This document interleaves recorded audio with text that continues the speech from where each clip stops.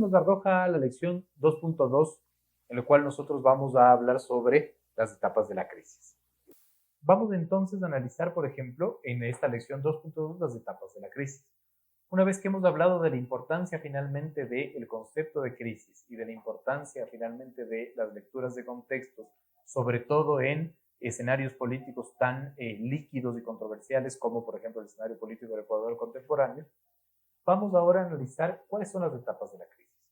Una crisis como hecho que acontece finalmente sin una establecida preparación, ¿no es cierto?, tiene etapas, y esas etapas se dividen en tres. La precrisis, la crisis y la poscrisis. Cada etapa tiene su particularidad y cada etapa tiene sus mandamientos de comportamiento para enfrentarlo. Cada etapa tiene su importancia. Ninguna etapa es más importante que la otra. Sin embargo, cada una de estas etapas requiere de una u otra manera de mecanismos de preparación.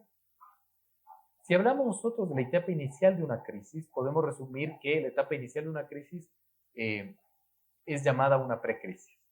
¿Cuándo es llamada una precrisis? Cuando la contingencia, por ejemplo, aún no es reflejada en el ámbito mediático, cuando aparecen los primeros rasgos y la organización o el actor político empieza a identificar problemas.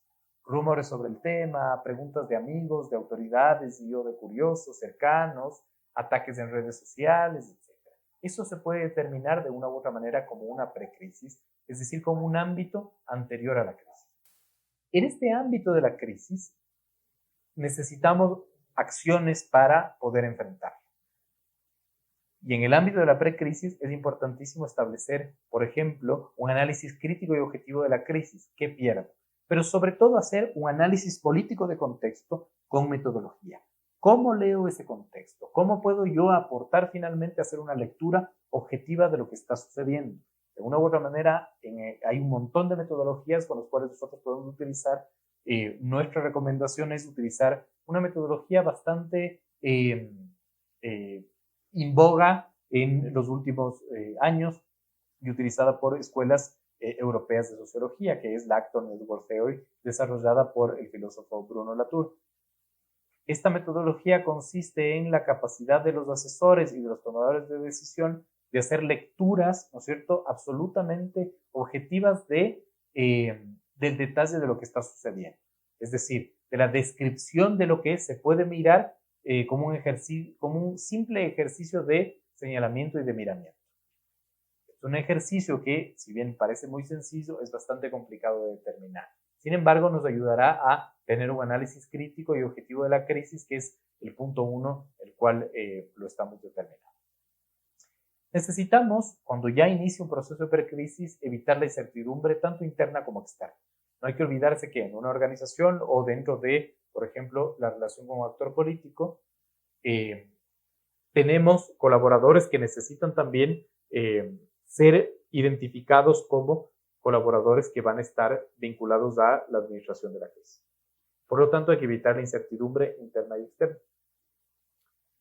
Los medios y afectados van a buscar respuestas en otras fuentes, por lo tanto, nosotros tenemos que ser la fuente de información en este proceso de precrisis.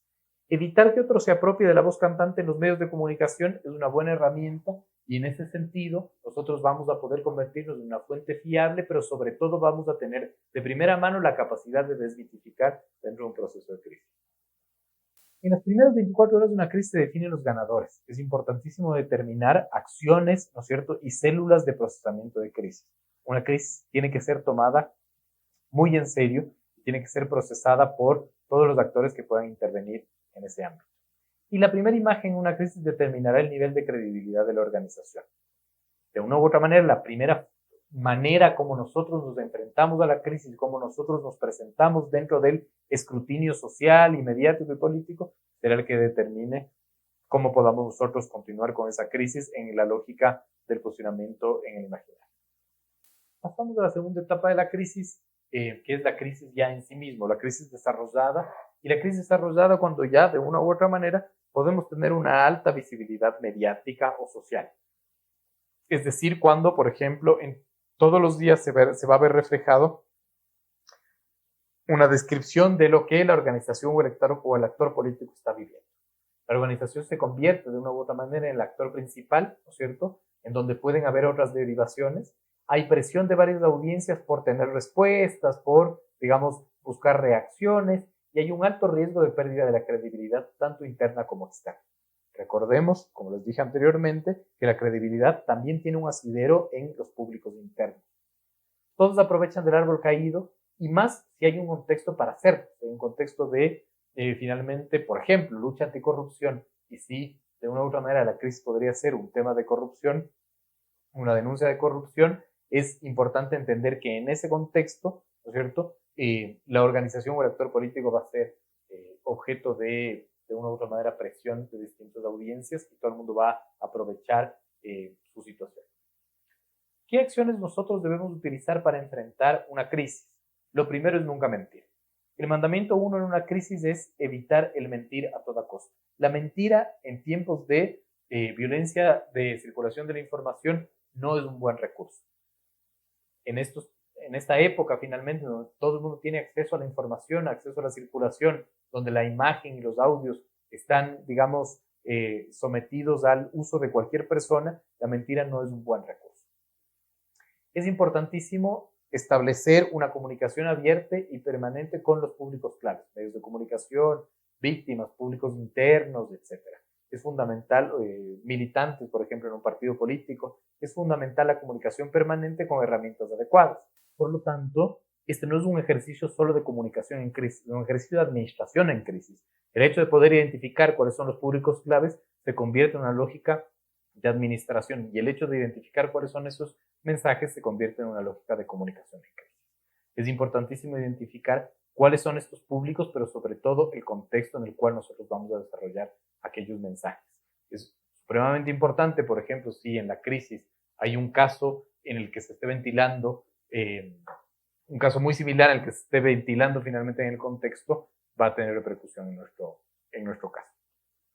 Hay que tener mensajes diferenciados para cada audiencia, por lo tanto el ejercicio es identificación de mensajes, identificación de las audiencias, evitar cambios bruscos en la estrategia, siempre resta credibilidad. Es supremamente importante analizar esto porque, por ejemplo, en un proceso judicial cambiar un abogado a último minuto sí va a determinar, digamos, un cambio de estrategia que va a generar más dudas que certezas. Hay que actuar sobre certeza, sobre investigación, hay que tener información, data que podamos comunicar siempre en el formato que les hemos establecido, en el formato finalmente de tener equilibrio entre lo emotivo y lo técnico. Hay que buscar alianza, no hay que minimizar enemigos y sobre todo hay que tener un proceso de seguimiento hasta la conclusión de la crisis. Es fundamental el entender que una crisis no se acaba cuando yo quiero que se acabe, sino cuando, ¿no es cierto?, la metodología me arroja indicadores que demuestran que la crisis en efecto se ha acabado en su etapa crítica. Y pasamos finalmente a la fase final, y no menos importante, que es una fase de post-crisis. ¿Por qué es tan importante esta fase? Porque usualmente con el desgaste de la administración de la crisis reputacional, vemos que esta etapa usualmente pasa al olvido o no tiene la importancia que se le quiere dar. La post-crisis es supremamente importante para evitar el nacimiento nuevamente de una crisis. ¿Y cuáles son los indicadores que me señalan que yo puedo estar en un ámbito de post-crisis? El primero es la solución al problema de fondo descubierto por los medios y el tema es cerrado finalmente, social o mediáticamente, y la visibilidad mediática decae. Estos son dos indicadores que me pueden determinar que estoy en el ámbito de la postcrisis. ¿Qué acciones me dan en la postcrisis? Un plan de recomposición de la reputación y de la imagen corporativa, tanto de la organización como del actor. Es supremamente importante que nosotros entendamos que una crisis se termina, ¿no es cierto? Y se termina la etapa de sobrevivencia de la crisis, de resistencia de la crisis, pero nace la etapa de la necesidad de la recomposición reputacional. Eso es fundamental.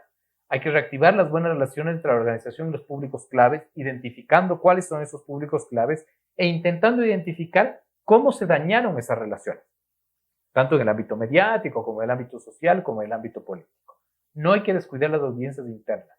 Es una característica muy común que en las crisis uno no le dé importancia a las audiencias internas entendiendo como, por ejemplo, militantes de los actores de los movimientos políticos, simpatizantes de los movimientos políticos. Esas son mis audiencias internas y esos deben ser atendidos con la misma importancia que le damos atención a otros actores como por ejemplo medios de comunicación o autoridades de control. Sistematizar las enseñanzas de la crisis es fundamental y eso, digamos, es un rol que ayuda para construir la historia oficial de lo que ha sucedido, ¿no? Una historia oficial que busca de una u otra manera responder a 3 preguntas. ¿Qué ha pasado? ¿Qué está pasando? ¿Y qué queremos que suceda? ¿No? Esa es la historia oficial con la cual nosotros vamos a contar lo que ha sucedido, ¿no? Y que puede ser consumida por distintos clientes, por distintos públicos, pueden ser clientes, usuarios, aliados, militantes, simpatizantes. Muchísimas gracias por haber sido parte de este taller. Inquietudes y comentarios las recibiré en mi correo electrónico pedrodonoso@icarecomunicacion.com.